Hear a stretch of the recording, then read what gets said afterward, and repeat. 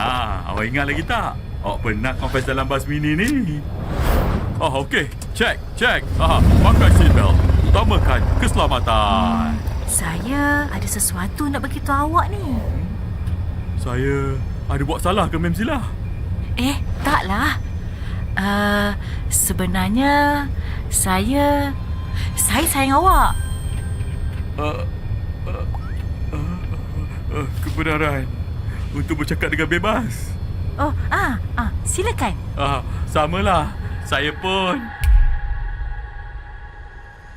sayang diri saya juga. Janganlah marah. Kebenaran memang sayangkan diri sendiri dan juga isteri. Anak tak minat membaca, asyik membelik gadget sejak masa? Belilah Kisah Teladan dan Kebenaran. Garanti anak anda terhibur. Ibu bapa pun suka. Oi! Kata apa tu?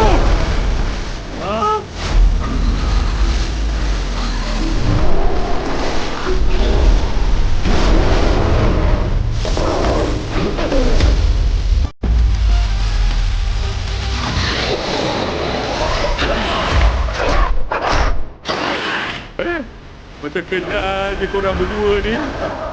Satu hari, Zila jemput kita ke perkahwinan dia. Kau punya lapas lah. Ingat dah melepas.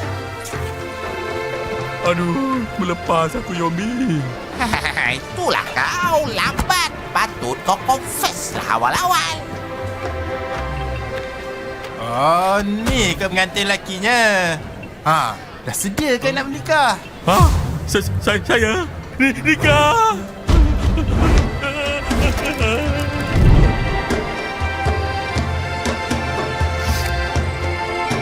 Sini Zila.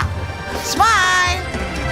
Tapi rupanya dia suruh kau nikah dengan dia kat kenduri tu.